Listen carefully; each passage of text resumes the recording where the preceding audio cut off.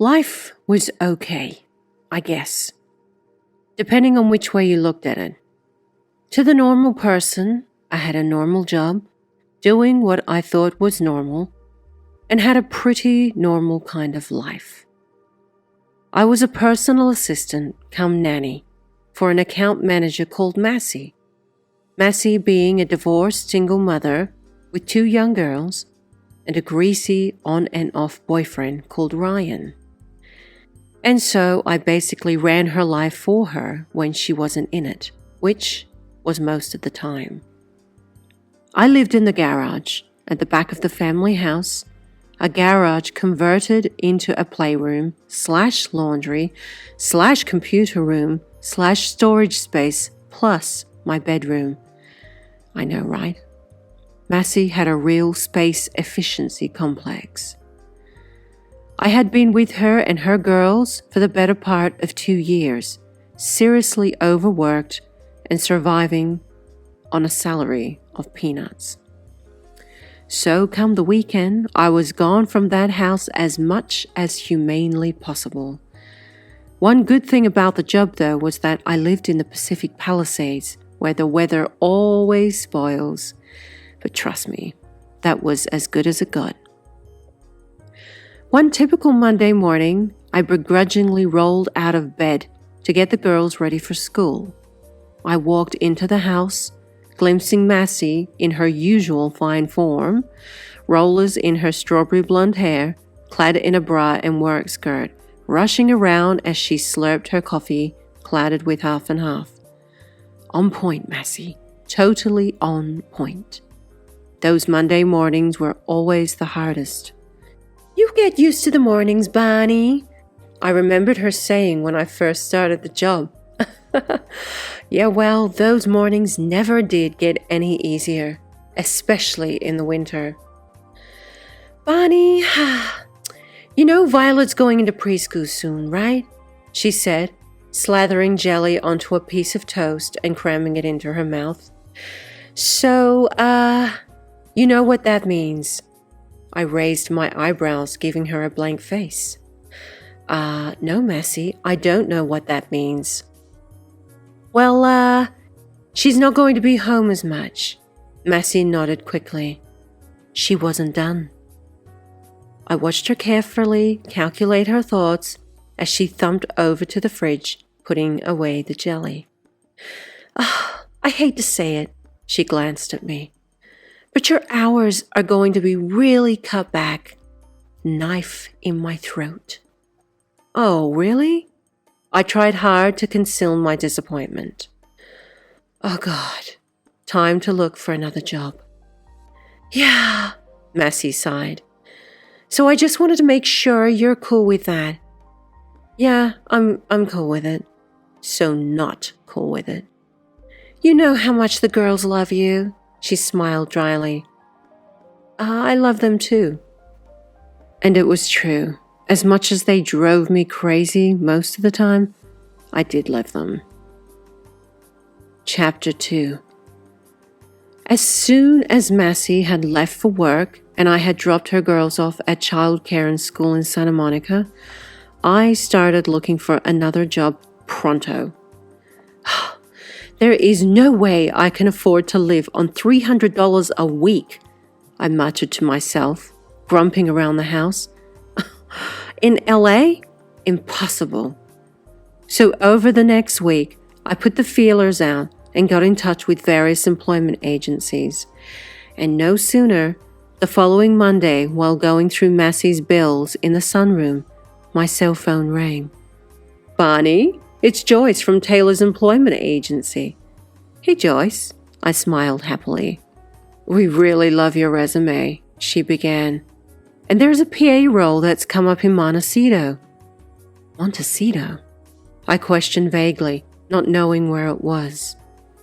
If I hadn't heard of the suburb, I knew it wasn't in my ideal zone for living in LA. My heart sunk. I loved LA and really didn't want to be leaving it. "Yes," Joyce answered. "Next to Santa Barbara, wealthy suburb." Dollar signs glazed my eyesight. I started to see a little ray of light. I see, I said cordially, acting as if I wasn't affected by what she had just said. What's the role? High net worth family, she began. High profile. They have a 14-year-old son who needs a casual governess, and the mom needs a PA. Dad travels a lot for business. If we negotiate, you could earn over $700 per week clear. Clear? Shit. Double what I'm earning now. I had to restrain my excitement. I'm interested in this role, Joyce, I said nonchalantly. Okay, Bonnie, we'll put you forward and send out your details to the client today. Joyce hung up the phone, and I sat there in amongst the pillows with the warm sun streaming over my body. Nothing could wipe the smile from my face. Blessing in disguise, maybe? Look, I'll admit it. I had fallen into a comfortable rut at Massey's. Steady, although crap paycheck, along with my hefty increase in weight gain from eating an overload of takeout which didn't help matters. Not that I even had a kitchen to cook in, though.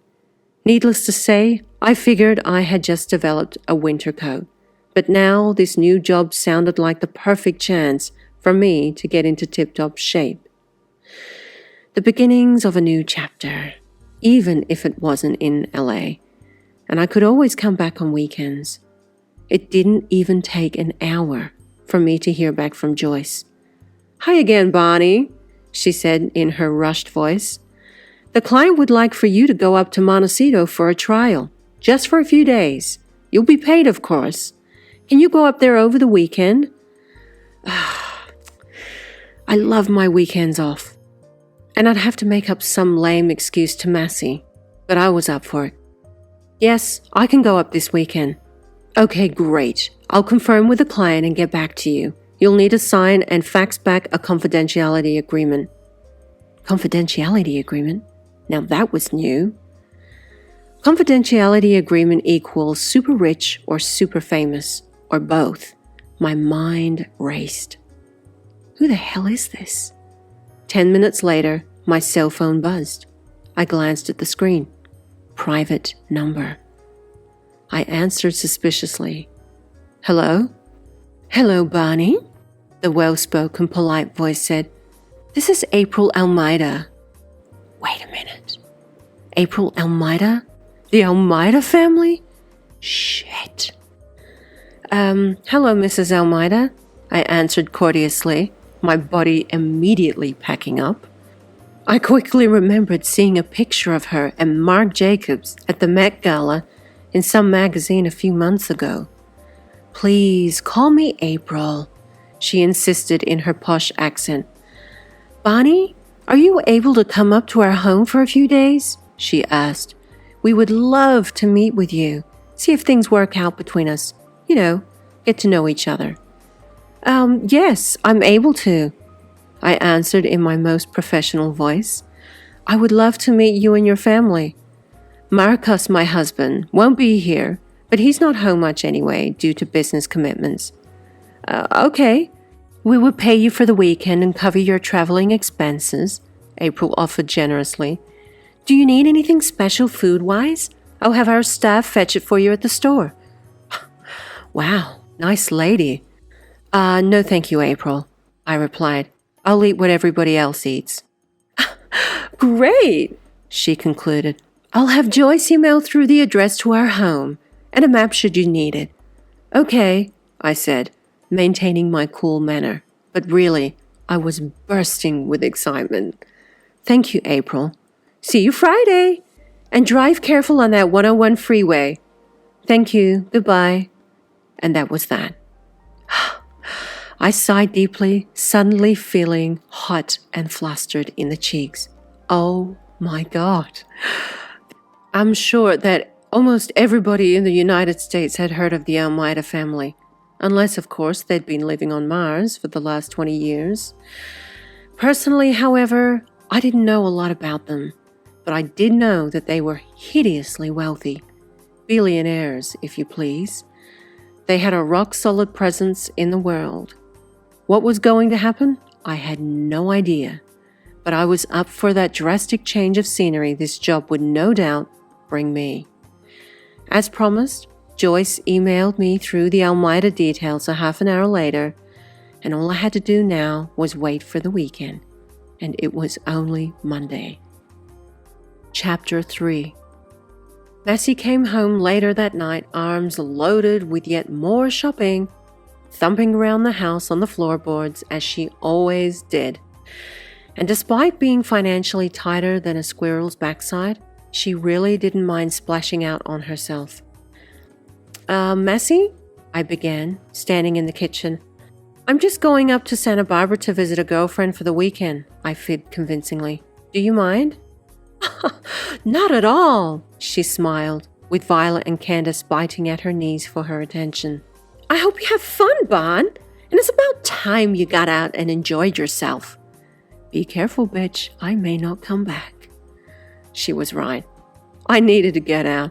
I too had one of those on and off wanker boyfriends who couldn't work out if he wanted to be with me or not. I can't believe that I even allowed myself to be totally besotted with him at one point in my life. God knows why. I decided that I just needed to get away from everyone. Thanks, Massey, I grinned. I'll be back fresh Monday morning, I promise. Friday couldn't have come sooner. I was so excited Thursday night that I barely slept. Come Friday morning, I was happy to learn that Violet and Candace were going to their father's house for the weekend, and so I was off duty at lunchtime. Such a rarity.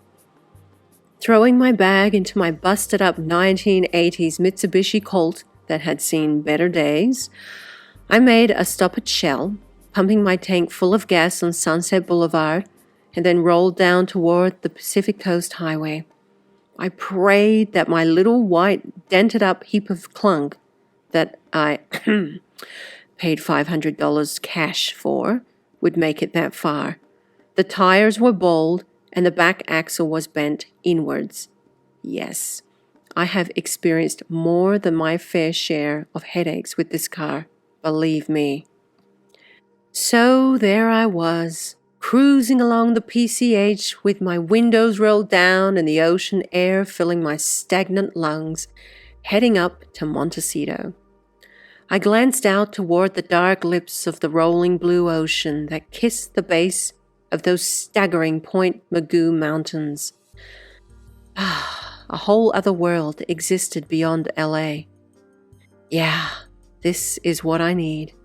Why had I not ventured up this way before?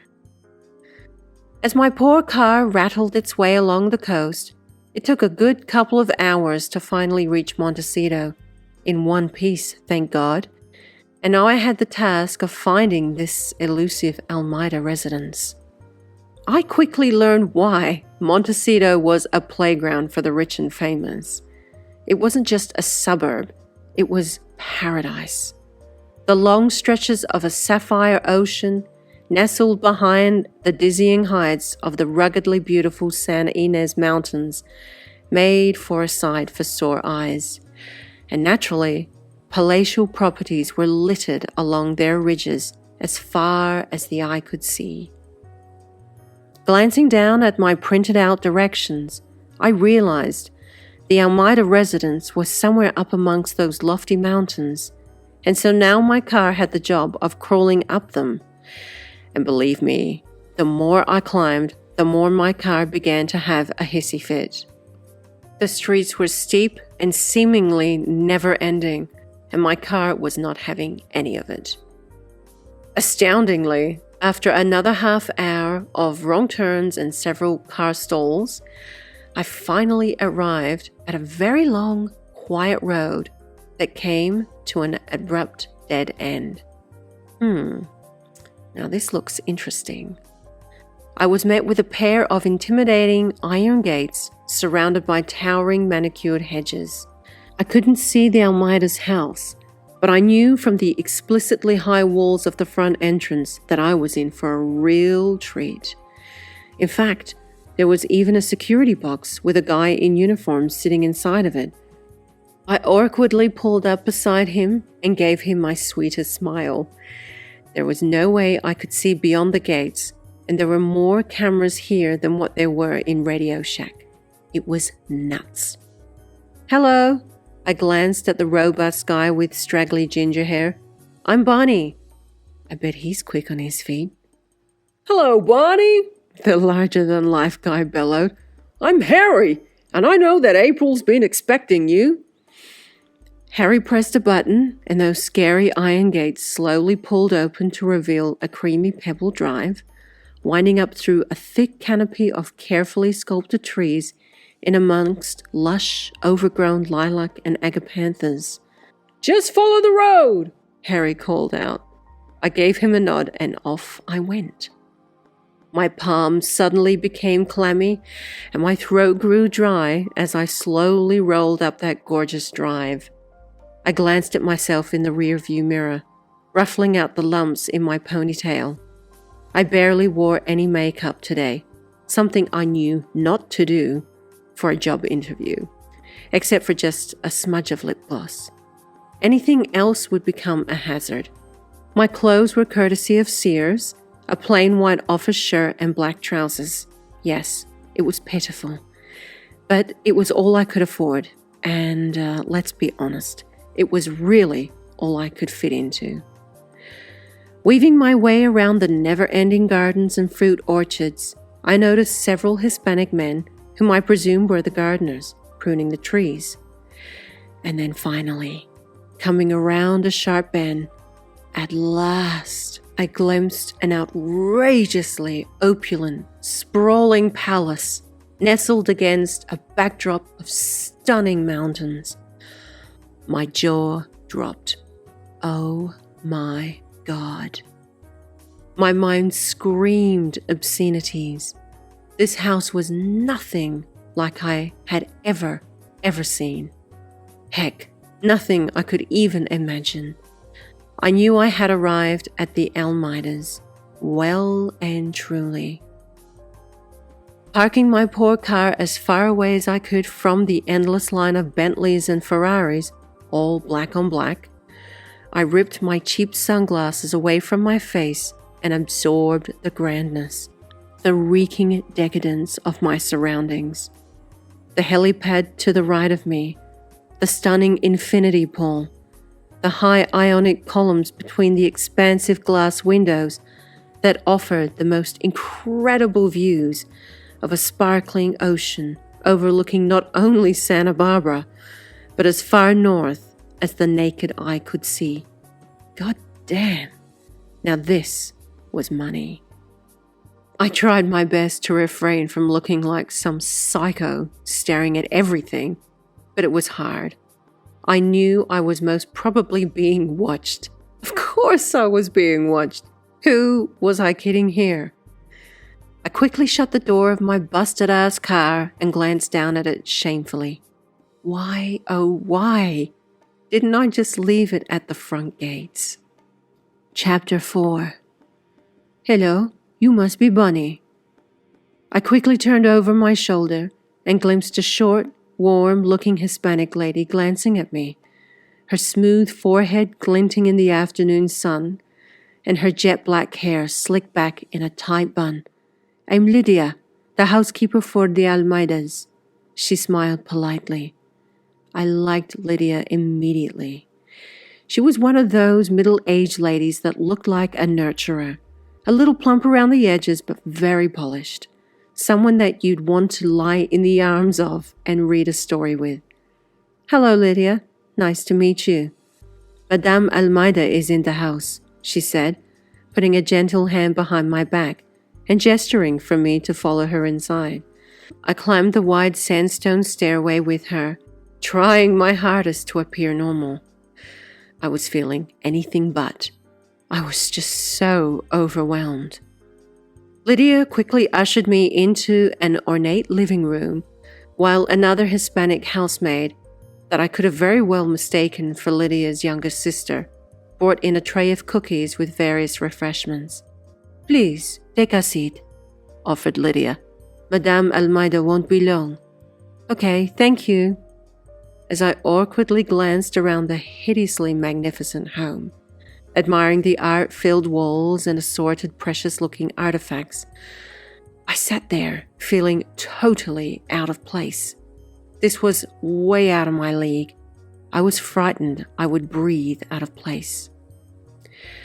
Eventually, a lean, impeccably groomed woman, looking to be in her early 40s, sashayed down a large marble stairway.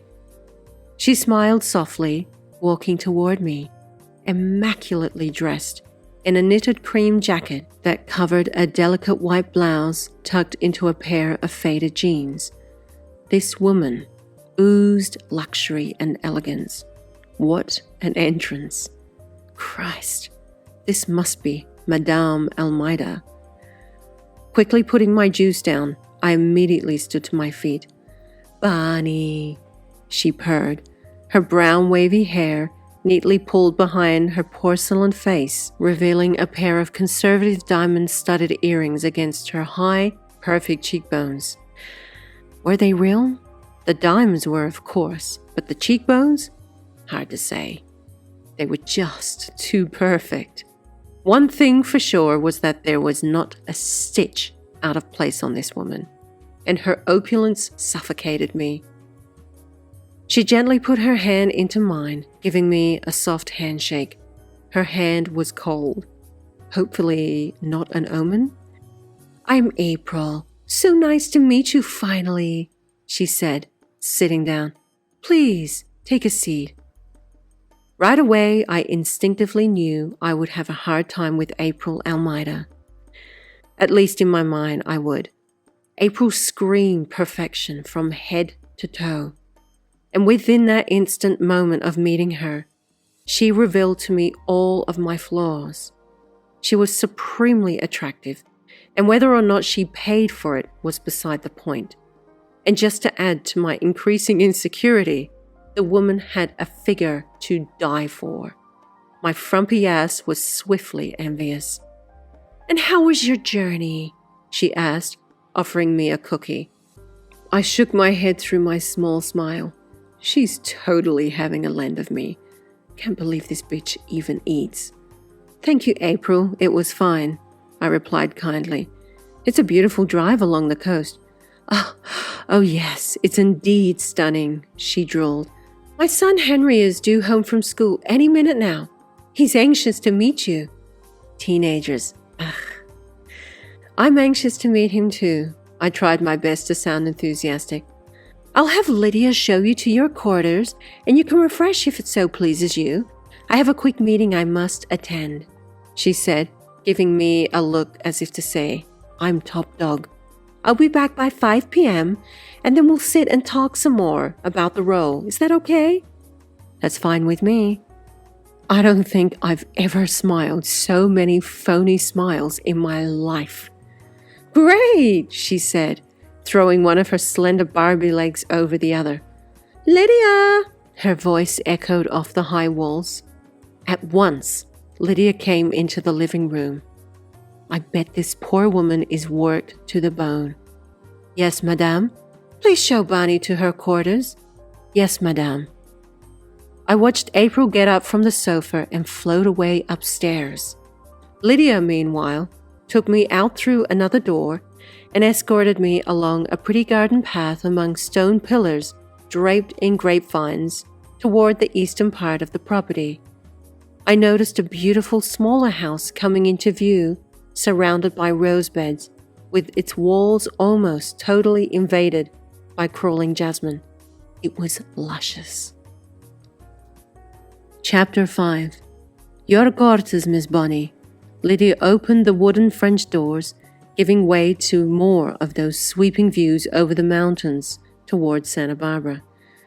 "Your bed has fresh linen with towels, and you have kitchen," she said, giving me a quick tour.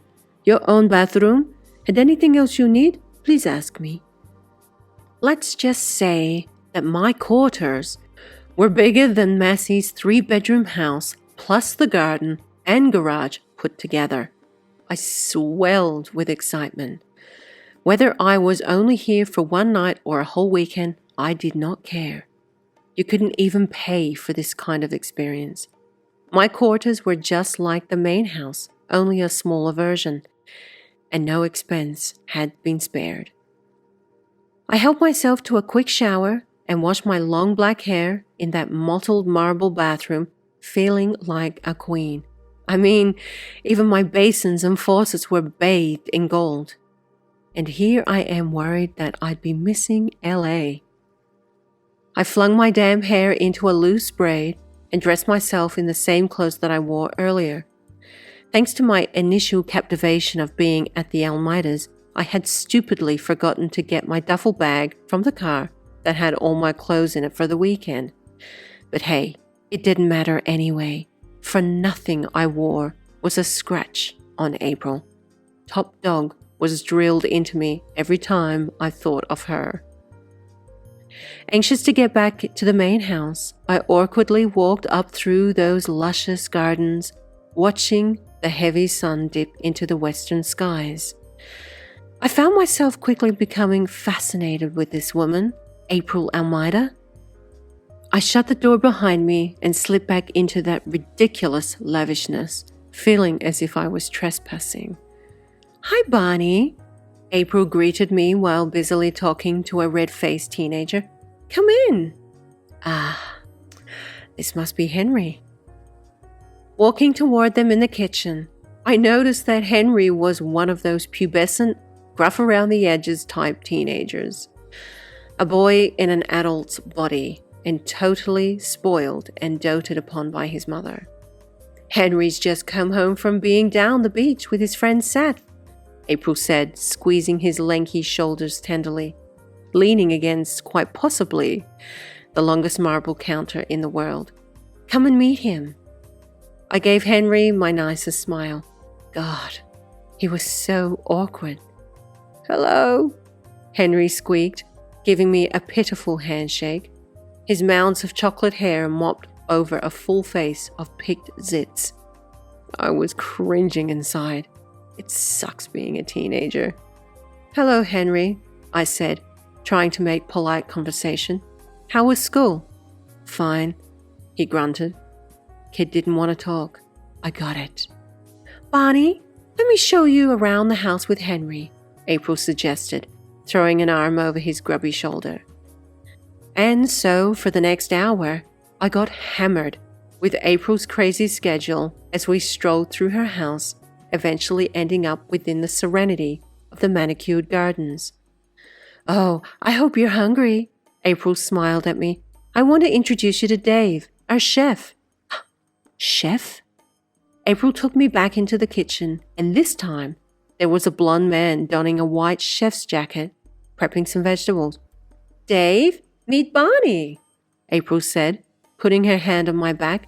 "She's trialing with us over the weekend." Private chef? Now, I could really get used to this lifestyle.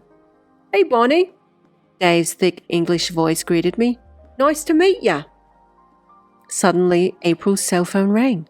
She swiped her finger across the screen.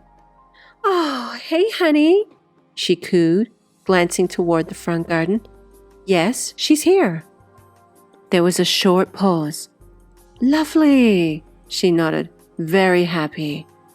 Hopefully she's talking about me. I faintly heard a deep male voice through the receiver. "You are?" she gushed with slight surprise. "So we'll see you soon then." "Okay. Love you, honey." She glanced at me and sighed happily. "That was Marcos. He's coming home tonight." She grinned like an excited child. "In fact, he's on his way now, so it must be fate that you're here to meet him." "Gee, I guess it must be April." "He's a very busy man," she added quickly, "so most times it's hard to catch him." I nodded courteously. I can only imagine. "So let me show you my office, and I'll go over some errands that I'd like for you to do for me tomorrow." "Oh, lady, you've already given me a brain meltdown." "Sure," I smiled. I couldn't wait to get back to my quarters and relax. So off we toddled into April's luxurious office, immaculately styled no less. It was filled with assorted sofas, littered with a bunch of tasseled cushions beside a precious-looking desk. Sitting down, I was frightened I would knock something out of place as we went over those never-ending details. Details such as when she's booked in for massages through the week, her hair appointments, RSVPing to parties, and collecting her dry cleaning from the French laundry. Gee, the extremely busy life of a socialite. It didn't take me long to work out that this woman was a total control freak. Half an hour later, still sitting in that office, I became slightly distracted by a deep male voice echoing throughout the palatial home. April abruptly stopped what she was talking about. "That's Marcos," she muttered with wide eyes. "Let me introduce you to him." Chapter 6. April briskly walked out from the office with me tagging along behind. She weaved through those expensive walls beset with frescoes against a high barrel vault ceiling, finally making her way toward the kitchen. And of course, this was no ordinary kitchen. This one was adjoined to an atrium, a dome-shaped glass room filled with towering colocasia palms, erythrium ferns, and many other exotic plants that I'd never ever seen before. Lydia quickly stepped in April's path. "Excuse me, madame," she said, pulling April aside. "Keep going, Bonnie." April gestured with her arm, smiling. I continued walking, hearing that male's voice with slight foreign overtones becoming louder. I turned the corner and stepped into the light of the massive kitchen. I almost died. Actually, I'm pretty sure I did. I felt the air escape my lungs as my eyes fell onto this impeccably flawless creature, fitted in a fine black suit. I observed his jacket casually pulled away from his body, with his hand resting in the pocket of his trousers. The other was leaning against the marble counter, exposing a broad tan chest, basking through a partially unbuttoned white collared shirt. I felt my jaw clench up. Holy shit. I bashfully lowered my shameful red face, believing my instinctual shock had been utterly obvious. I was convinced I was caught out immediately. This cannot be Marcos Almeida. My body shuddered at the thought. "And so the dog ended up eating a 200 quid ribeye steak." Dave laughed with this flawless creature, busily chopping away at a bunch of chives. To my complete horror, this flawless creature suddenly diverted his attention in my direction, and with eyes softer than velvet and deeper than the Mariana Trench, glanced at me. Cardiac arrest. Jesus, help me. I am for certain he could read my agonized face. I wanted to run out of that front door and never come back. I was devastated with embarrassment. "Hello?" I forced a clumsy smile through my chalky lips, sounding like a total retard. "You must be Bunny." The flawless creature smiled, walking in my direction. His stunningly gorgeous face was framed with a mountain of shoulder-length, silky chocolate hair that was sleekly swept back, bearing a perfectly square jaw that complemented a perfectly straight nose and perfectly full, luscious lips. Fuck. I could have stared longer than appropriate. I wasn't sure, for this man had quickly fractured my sense of time and space. Yes, I stammered, forcing my breaking voice through my clammy mouth. Yes, I'm Bonnie." "You moron, Bonnie DeHaro. Pull it together, god damn it." He stood for a short moment, glancing at me with intrigue. Those mysteriously deep burning eyes penetrated the darkest parts of my soul. "Marcos Almeida," he said, gently thrusting his right hand forward across the marble counter. I felt a sublime energy zing through me as he clasped his hand around mine.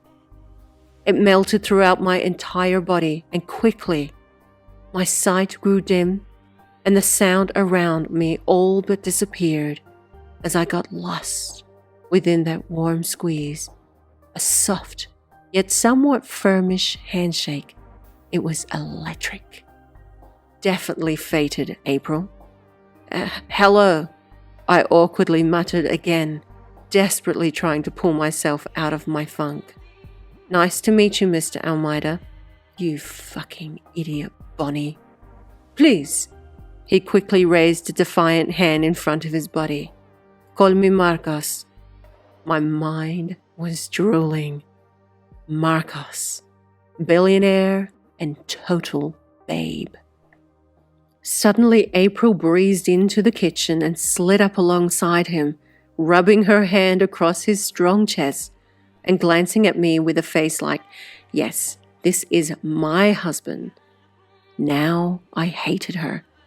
"Honey," she murmured, kissing those soft, delicious lips of his, "I've missed you." I was raging inside. My heart thumped painfully in my throat. "Me more, my dear," he said, returning her kiss. April put her arms around his taut waist and smiled at me. "It's a real treat having the man of the house home." "Bitch, you're telling me." "Yes," I replied cordially. I was so uncomfortable. I had to get out of there. I felt like a total moron, and I'm sure I looked like an even bigger one. I suddenly felt a premature midlife crisis coming on as I looked at this perfect couple. How is this even possible? Where did I go wrong in my life?